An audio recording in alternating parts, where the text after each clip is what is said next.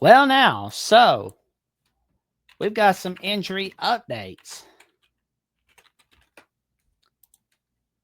Ooh, is Keenan coming back for Georgia?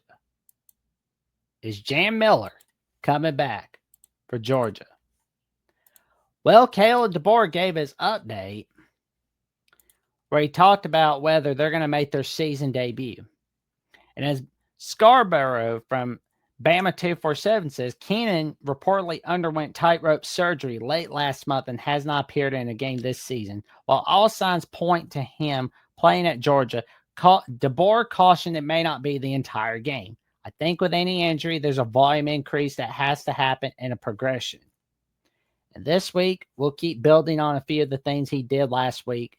And then, I don't know what that would be just yet. But at this point, kind of depends on the progress he makes. But yeah, I don't anticipate that he'll be able to go out and just play a full game. Maybe at the number of snaps he would have completely healthy. And as of right now, we'll be having London Simmons coming back in. Yeah, and Jam Miller had that collarbone injury before his season to repair the damage. And he led the team in rushing yards last season. He does have some explosiveness. So, chat, how are you feeling about Jam Miller and Keenan? Should they be coming back when they play Georgia, or do they just need to kind of sit and chill for the next few weeks, like until they're 100% healthy? Because personally, I'd like for him to come back against Georgia, but I don't want them to come back until we're absolutely sure that they're fine. I don't like the idea of just rushing it right away. I want to make sure everybody is all good before we can get things rolling. I mean, they're day-to-day going into the Wisconsin game, no doubt about that. And as I stated earlier in the show tonight, we're low on rushing yards for the season, and we're only ahead of LSU and South Carolina in the conference.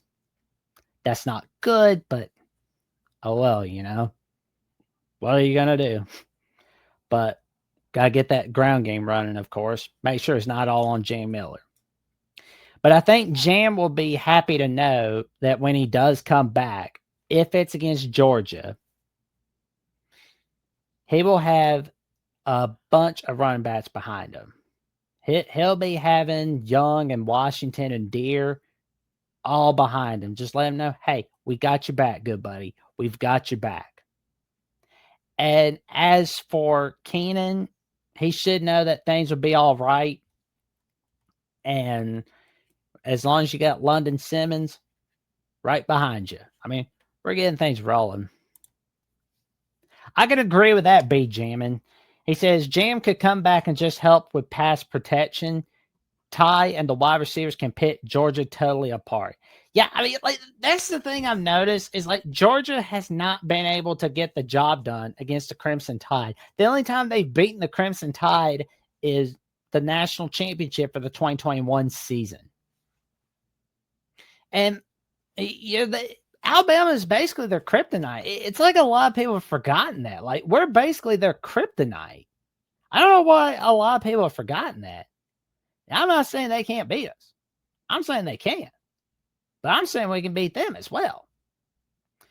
So we definitely have to make sure we've got everything all set. We've got our defense ready to roll. We've got our offense ready to roll. But we can definitely feel good about where the offense is heading for the Crimson Tide. And Stuff Barbie says, running backs, I think we can do without Jam, but Keenan is needed bad thing. Yes.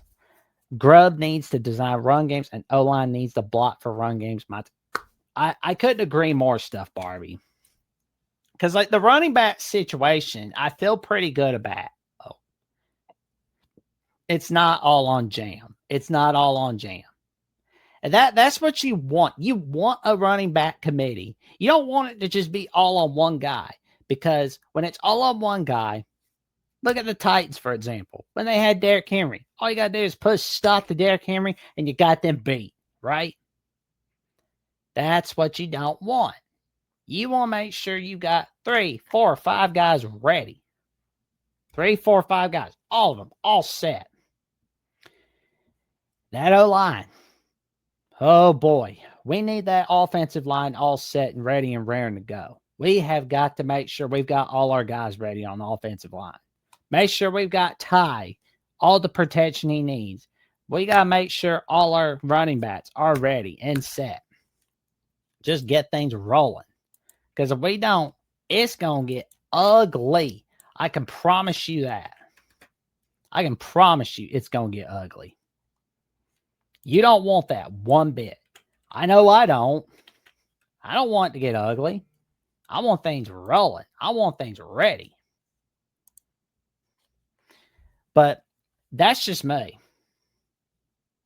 I like to make sure, like if I'm the team, I'm making sure I've got 3, 4, 5 guys ready. You don't want to get overly reliant on one guy. Because when you get overly reliant on one guy, it never ends well.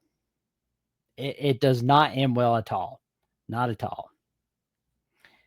And I hope that we get things set. We should. Because I feel like, because there are a lot of holes in Georgia's game against Tennessee. They got picked apart. They got picked to shreds by Aguilar. And again, had Tennessee not missed that field goal at near the end of regulation, they had lost for the first time since 2016, 2 weeks before the founding of TikTok against the Tennessee Volunteers. That's for sure. So we can pick apart that passing attack on defense. Ty Simpson can do that. He'll be ready to roll. And they had to deal with Joey Aguilar. They are not going to like having to deal with Ty Simpson. That I can tell you for sure. They're not going to like having to deal with Ryan Williams. They're not going to like having to deal with Jeremy Bernard.